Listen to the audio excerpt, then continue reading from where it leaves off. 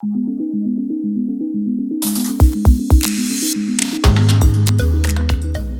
now we've got Roman joining us. He's the general manager of Virtus.pro, and through the magic of technology, you're appearing on our screen there. Amazing. Can you hear us okay?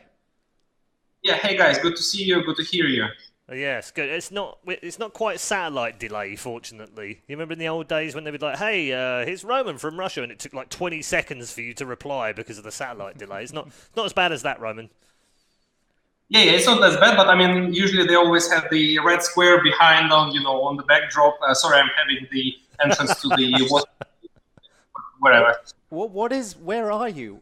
It looks like you've been locked into a storage room or something like that.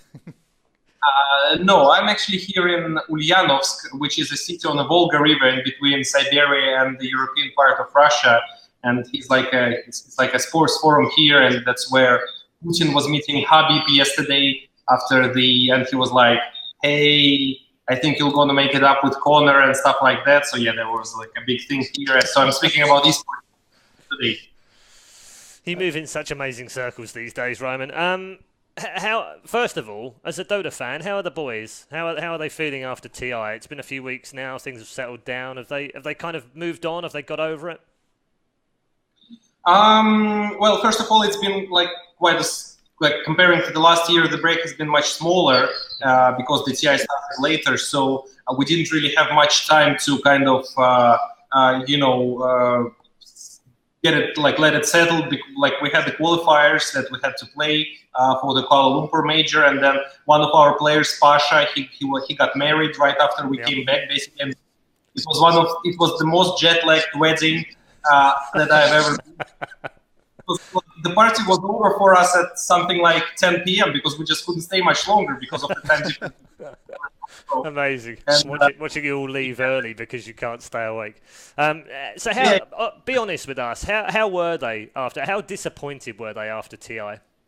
Yeah, let's be honest. Virtus.pro were the number one team. They the favourites. Yeah, I know what you're saying. They didn't play badly, but they didn't get top 3. Yeah, I know. Well, it was a huge disappointment, obviously, and I should say that as we were there in the practice room right after the tournament, there's been a lot of long, unpleasant conversations. I mean, one of the strengths about our team is that the guys, they never they never make it personal, so they can shout at each other when it's about Dota, but they always respect each other as people, and this is basically one of the main reasons why we're sticking so long as more or less a stable group of people. So it was a huge disappointment. We made some decisions. I mean, we parted ways with our coach art style.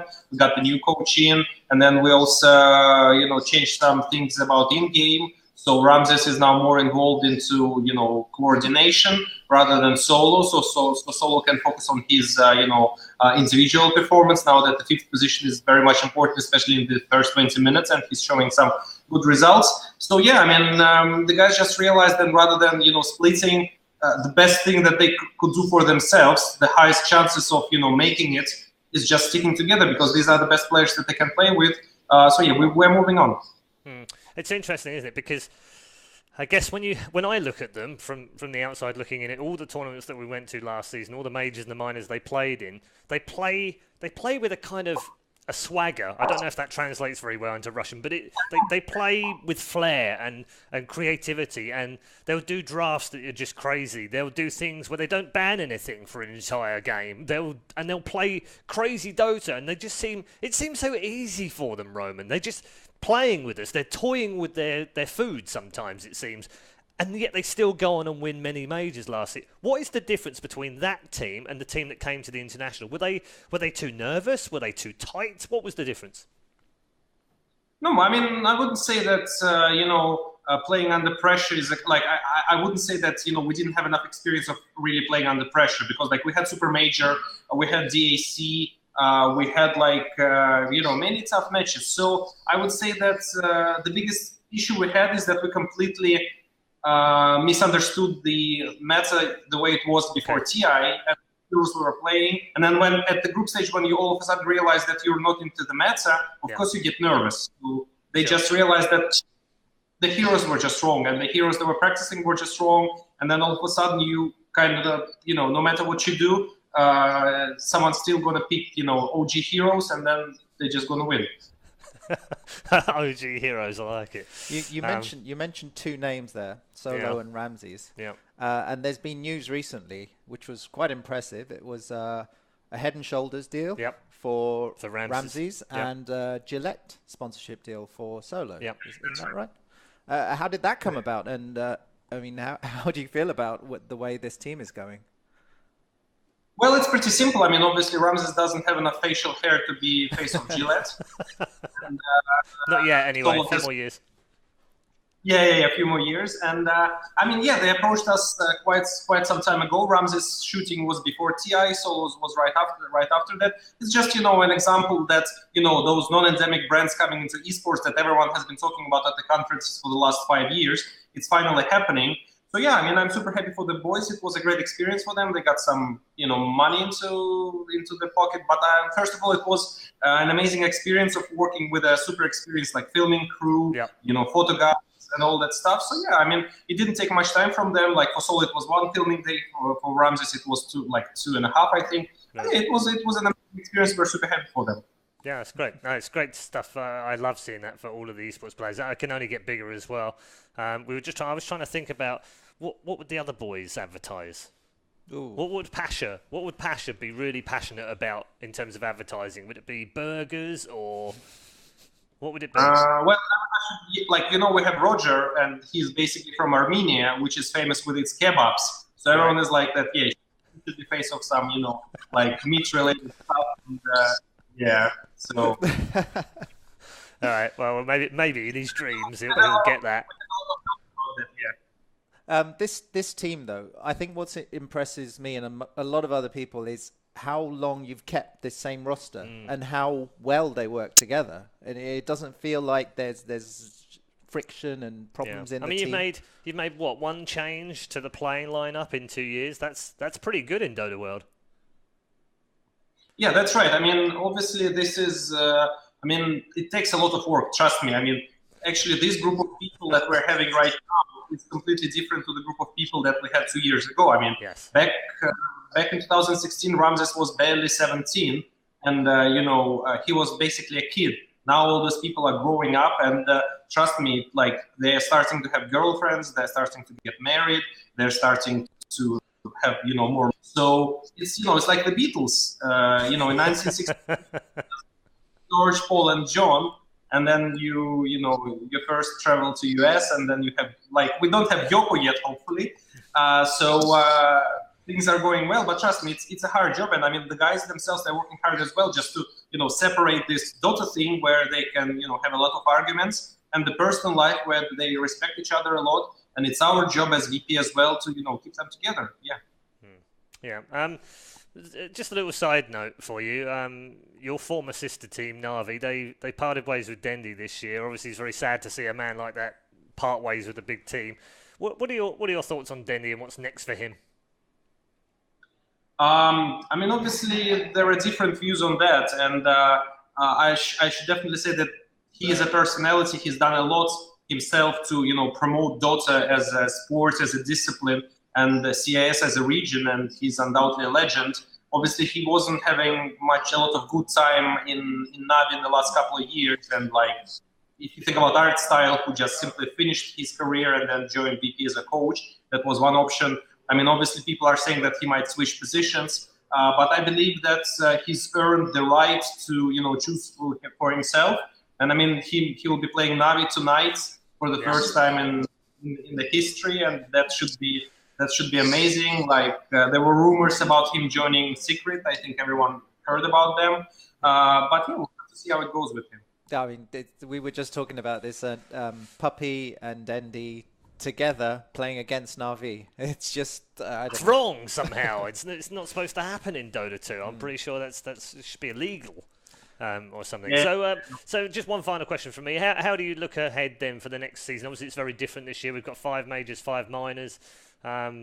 Is it the same process again? Is it try and win as many majors as they can, build up consistency? Well, how do you feel about this new DPC system? You guys dominated the last one. Are you going to do the same this year? Well, I think this DPC season, like at least the system is much more sustainable than last year. Keeping in mind that Valve has banned, the teams that already qualified for the majors to play at the minors. So we won't just go there just to win another summit.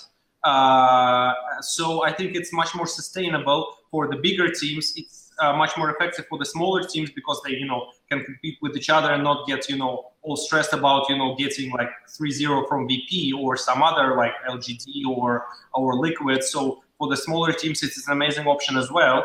And then there is much less pressure on the players in terms of the flights and everything. Because if you think about last year, I'll just give you a short example. We were playing Adrenaline Cup in Moscow against Navi. Then the next morning, 6 a.m., we flew to Barcelona to play WSG qualifiers. Then after that, we flew to Jönköping to play Dream League. Then from Jönköping, we flew to Macau to play. And then from Macau, they flew to LA to play at Summit, and then back to Moscow. So you can imagine, like, and it's just not, you can't, keep on such a long time. And that's why Solo, who is the oldest player, he just said, guys, I cannot handle it anymore. That's why he had his short vacation. So yeah, I think this year it's much better. I think it's more fair system with the fact that everyone has to play qualifier. So we don't like it, but we understand that this is a fair option, and you don't have those stories when you invite EG or invite VP to a CIS tournament just because it's CIS. It's fair for everyone, so I think it's a good option.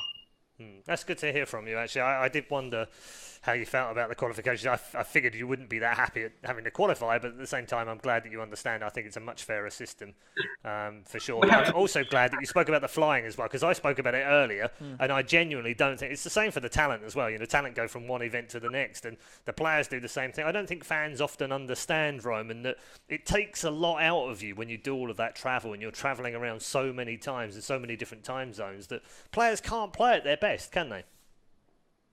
Yeah, that's right. And it's sometimes fans can imagine, this fancy life when you are like in Barcelona, then you're in Macau, then you're in LA. The reality is, like, trust me, the flight from Barcelona to Jönköping, there are no direct flights. So you sometimes fly to like Stockholm, and then you travel on a bus, and then you can't even go out of the hotel because there is simply not enough time. Then you can't sleep normally. Then some teams get advantages because they have already adjusted. So yeah, they're professionals. It's their job, and it's a dream job for a lot of people. All I'm trying to say is that if everyone wants to see the best Dota, if the players want to really perform really well, and everyone wants to see some, I firmly believe that one of the reasons that's why this TI has been such an amazing experience, because the majority of the teams have arrived to Canada well in advance and were boot camping there, so they were well adjusted. We spent there 2 weeks. Some other teams did that as well. I think almost all of them did that. So this is why everyone was well adjusted and was able to show some amazing games. Yeah, no, I don't think you're wrong at all. I think that gap probably hurt you guys more than anyone else in terms of the gap between the end of the season and TI with the changes in the meta. But everyone arrived in Vancouver ready to go, that's for sure. VP are actually going to be playing this weekend in main cast. Yes. We're starting tomorrow, yes. Yeah, so there's not much break there for you guys, and then ESL1 Hamburg, I assume, and then there's an important point on that actually, Roman. You've won 3 ESL1s in the last year. That means 3 of your players have Mercedes-Benz cars, 2 of them don't. Is that causing any problems? Is someone else going to win the next one? We'll have to see. Obviously there is, everyone wants to do this, and that's the question that we have to answer all the time.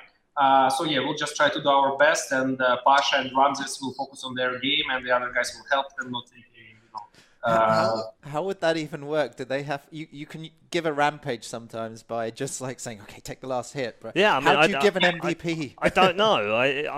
All play badly. Somehow one guy plays really well, and then you still win the final, because in theory you're going to have to get to the final to be an MVP. So I don't think you can ever fix the MVP. No, that's a tough one. But the fact that you've got 3 guys there that have all won an MVP award at ESL1 and therefore have all won the Mercedes-Benz.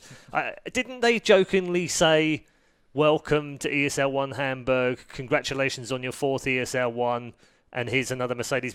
Have I not seen something somewhere like that? Was that not a letter or an invite they sent you? think it was back in Birmingham when they were. Was it Birmingham? Yeah. Okay. Yes, was always good about those small jokes. So yeah, there was something like this.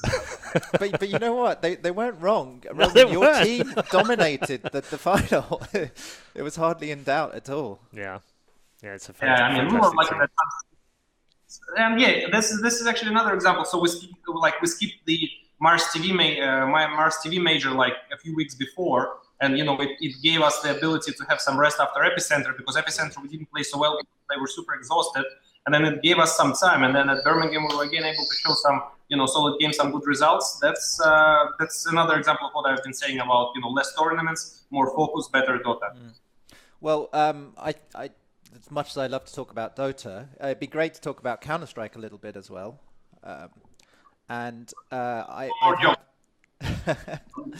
Well, so the thing is, though, your team has been struggling recently, and a lot of questions on how's this team team gonna stay together. You've got this Polish Dream Squad, and the next major coming up is going to be ESL Katowice, and it's an IEM actually, isn't it? It's an IEM, yeah. It's IEM Katowice, yeah. And I mean, what's the future for this team right now? I should say a few things. I mean, there was a certain stage back in 2017, I think it was ESL 1 New York last year, when we were starting having the conversation about the fact that we're somehow, not making it, and the slump has been going on for 6 months back then. So we made a principled decision that, we were trying to build the team around the young guys. And it took a bit longer because, as you can imagine, replacing a player like Taz, who is one of the key reasons why this team existed in the first place. And I can frankly say that when we were speaking with Victor at Atlanta at Boston Major in January, this was one of the hardest days of my life, and definitely in my career at VP. And people were really crying, and almost everyone at the table. So. We got Michu in, and that was the first step. Obviously, with with Snugs departing, that was his request. He kind of came to us and said, guys, I wanna give it a try in Mouse. My firm belief is that although it was kind of the contrary, because I believe that he has the capability of becoming one of the the best players in the world. He has the potential, and letting go a player like him wasn't always the right signal to the players themselves. But we had to do it, and but we got Snatchy in. So finally, I would say after London Major, where we just couldn't change the players because of the roster lock. Finally, after the London Major, we got the people that we really think can make it. And all I really can say is that I just don't think that Pasha and Neo, they deserve their careers to end like this, in the middle of, nowhere. So I would say, the next tournaments will just show how much is still there. I mean, I'm quite optimistic about how we performed at Blast Pro Series in Istanbul. If you think about how we played the game with NIP, I mean, obviously Astralis is just another league right now, but we have the hints of making it, so we'll just have to see. And obviously the minors next year are going to be a big test for the guys, because they want to play there in front of the home crowd more than anyone else in the world. You mentioned Neo and Pasha, and it's no way for them to end their career in the middle of nowhere, and I love that. I love that phrase, because it does feel like they're both coming towards their end of their career. I mean, Pasha less so, perhaps. Maybe he's got a little bit longer to go. But Neo has been around for an awful long time now, and obviously was probably the best player in the world in Counter-Strike in, 2006, 2007. It has been a steady decline for him over the years, but he's always maintained a very high level of play. There's been calls recently for him to start thinking about, is it time now? Is it the end of his career? Is it time to stop or retire or become a coach or move into management or do something different? We don't really know when the right time for an esports star to retire is yet, do we? Well, I mean, yeah, actually, Neo and Taz are the people who are basically every tournament they go to, they break the record of the oldest player competing at major tournament. because they are the oldest one in the professional CSGO scene right now. If I'm not counting like the stand-ins, I think it was someone with Space Soldiers, right? Yeah, I mean, so every year they're just moving this benchmark forward and forward. So yeah, I mean, we are talking about this openly, that the time will come. Obviously, they don't have lifetime contracts, but I can just say that when Snatchy joined the team, I was speaking to him a lot about like how is he doing with Philip, and he said like for me it's an amazing experience because like Philip is the way he's thinking in game is completely different from what I'm used to, and for Philip it was a great experience as well because he said like where I'm much more about strategies and what Snatchy is bringing is a little bit different. So like right now he's enjoying it very much, playing alongside with such a talented player as he, and they're doing along quite well. So yeah, I think those guys still have the chance. Oh, that's good. It's good to hear that he's got a bit more passion for the game when he gets a new player in like that. I always wondered whether it makes a difference when you get a player that you really like and he's got maybe the firepower that Neo had maybe 10 years ago and he's just running around getting headshots all over the place, but he doesn't really know how he's doing it. Whereas Neo, I feel like, as you rightly said, he's more interested in the strategy these days because he can't just run around a map getting headshots everywhere. But that's where he's made up for it, that experience. It's good to understand that his fire has been rekindled and hopefully we'll still see him in Counter-Strike for a few years yet. I don't want him to retire for a few years yet. I want him to carry on playing. Oh, we've got to have the old guys remain in there for our behalf. Yeah, absolutely. Yeah. Well. What are you like, 73 now or something? Are you still playing? And actually, I mean, I believe. Go ahead. Yeah. Well, the last thing I wanted to say about Neo is that I think he'll always be around. I mean, after all, I mean there are plenty of roles available for him, like in tournaments, analytics, casters, everything. I just think that with his passion towards the game, he'll be around. Same with Pasha. Absolutely, yeah. I think the pair of them, they both have massive passion for the game, as you said, and Neo in particular, he's a super smart guy, very calm as well. It was always funny, whenever I met the guys when they were at the end of a tournament and they were at the after party, you'd find them all in different places, but you'd always find Neo sat there very quietly having a quiet drink. Like everyone else is doing whatever they're doing, but he's the calm one of the whole team every time. And you always need that kind of guy. Yeah, you're right. He's always been like that, for sure. Got anything else? Well, I want to ask about the difference between CS and Dota, because obviously CS has been around for such a long time, has a very developed scene and a circuit of how the year progresses. But Dota, as a newcomer, has just... Ish. Okay. Ish. What, 8 years of... What, Dota 2? Sure, but with Dota before. Okay. But this noob. But yeah, what do you feel about the difference between? No, I mean that 8's not a long time for me. That's all. Okay. What do you feel is which is better, the Dota circuit or the Counter-Strike circuit? Because they're two distinct systems, really, with Dota being crowned by TI. Can I ask an additional question in this? Can I throw in another one on top of this, Roman? Would you prefer franchise system like LCS and Overwatch? Dota 2 DPC circuit or 2 majors a year in Counter-Strike? Which one do you prefer? This is your chance to shape. If you had the power to shape esports, it's like, what would you prefer? This is actually a very good question. I would say, like, before I answer it, I would say 2 things. First, I think, guys, since we have the ability to edit, there's like a card going. Let's cut it. No, you're just giving me more work to do. Fine.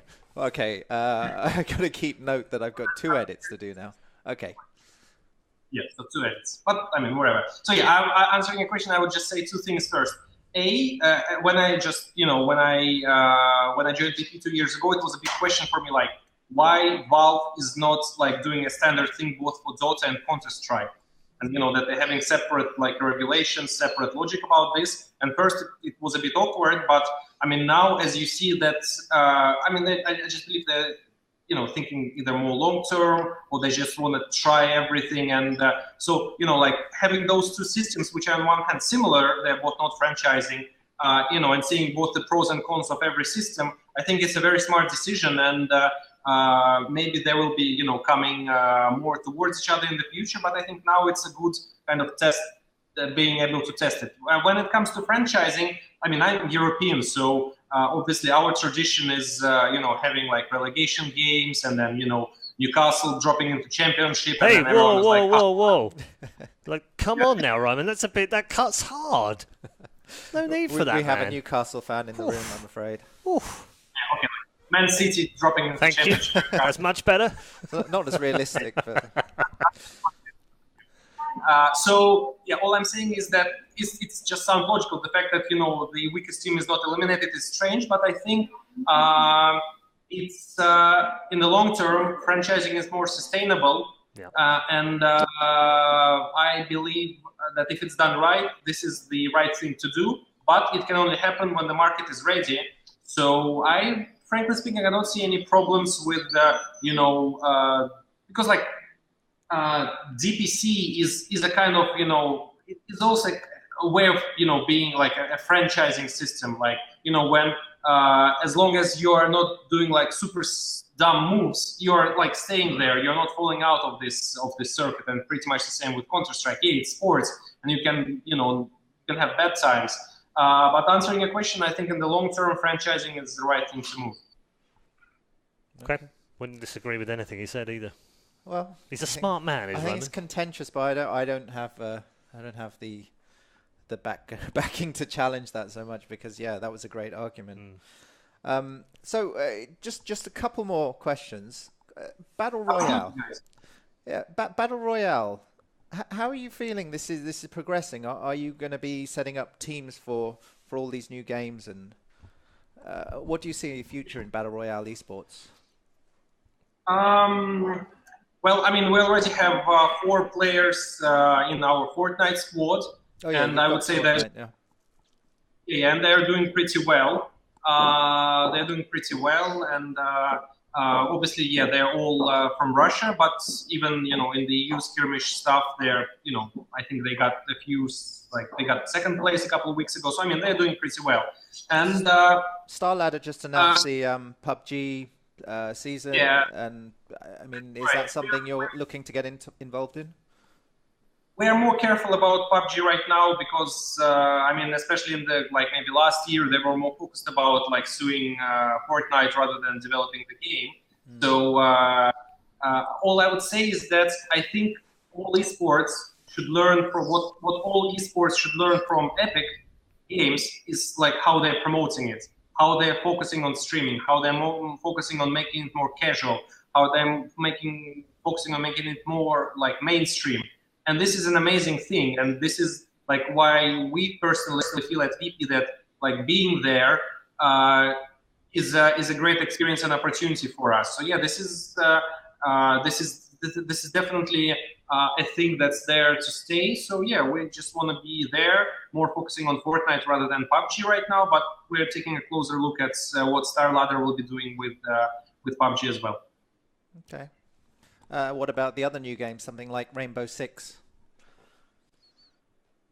Do I have to give you the insight, or did I just say the?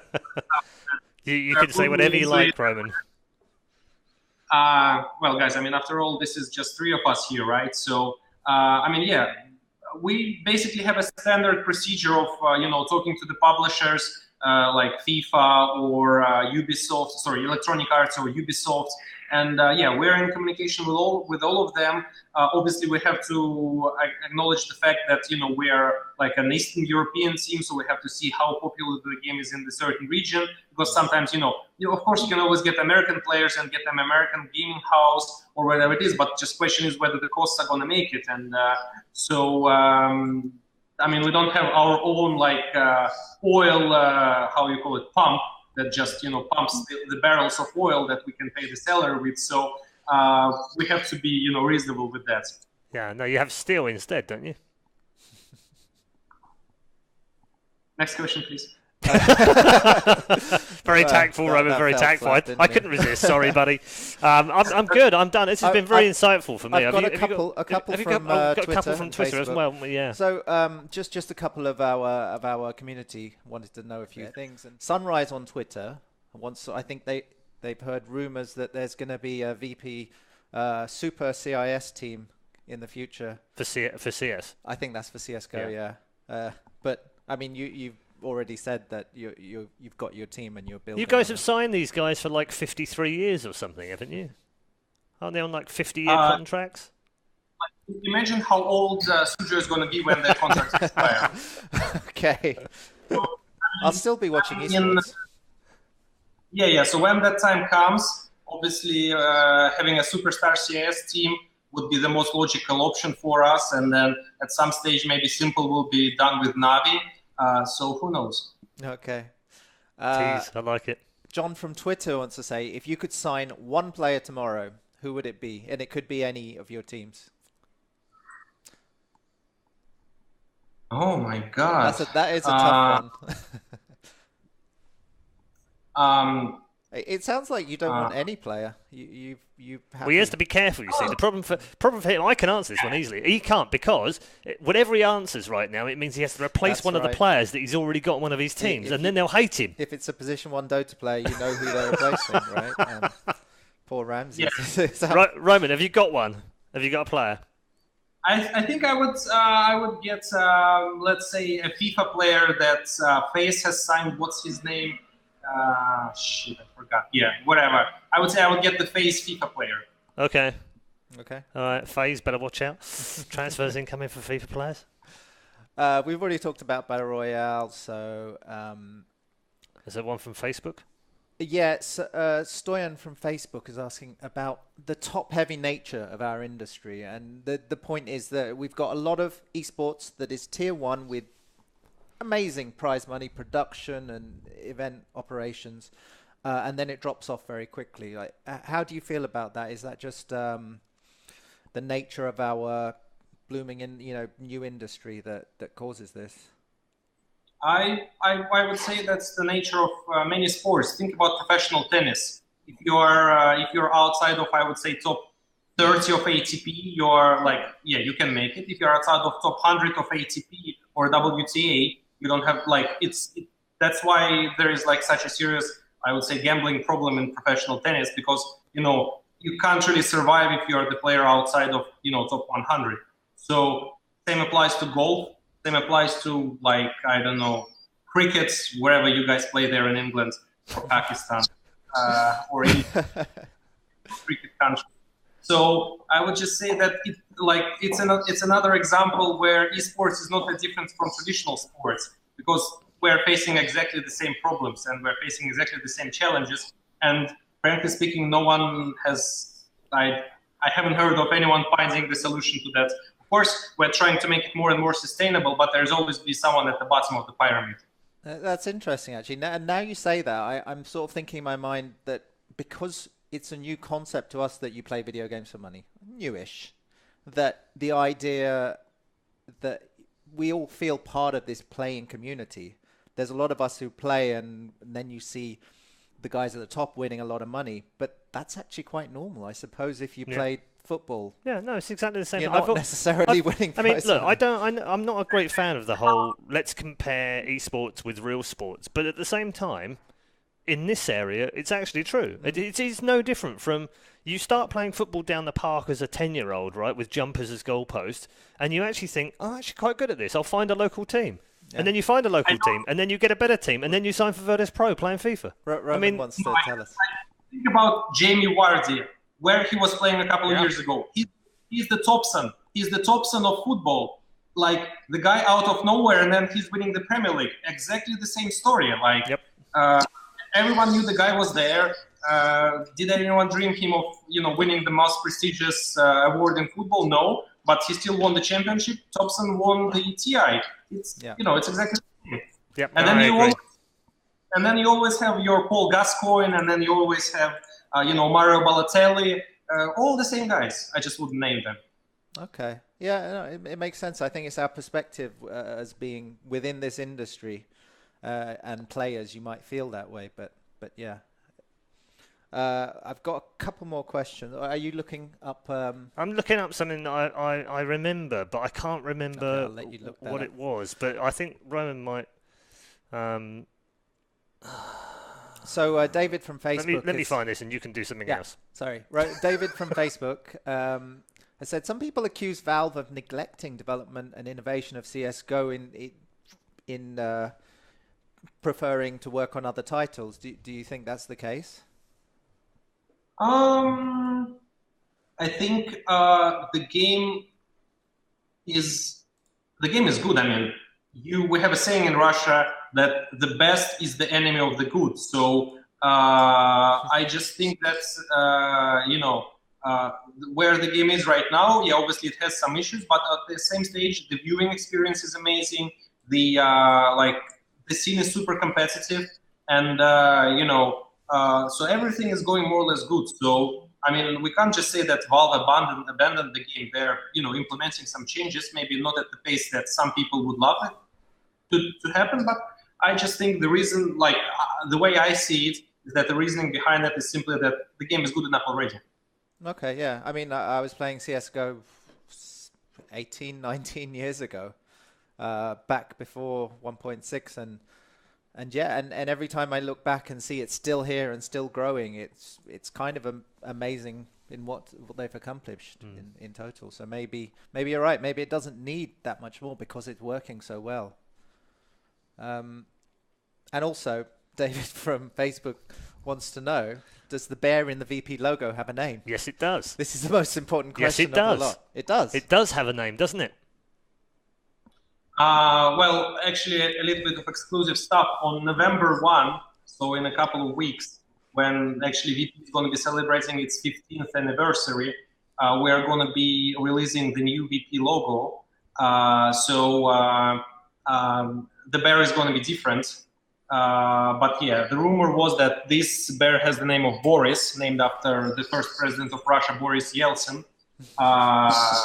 And also Boris Pasternak, the famous Russian writer. So yeah, a bit of insight, and yes, he had a name. Okay, new logo. Did you not know that? Thank you for the exclusive. Did you not know it was called Boris? No. Did you watch the International? Oh, but there was so much going on. I was at the venue. You can't see as much. But is it still Boris then in the new logo? Is it just a new rendition of Boris? Yeah, but this time it's named after Boris Johnson. Well, thanks so much for joining us. That's a great note to end on. I hope he's got blonde floppy hair. Yeah. Roman, next time we meet up at an event, drinks on me, sir. That was funny.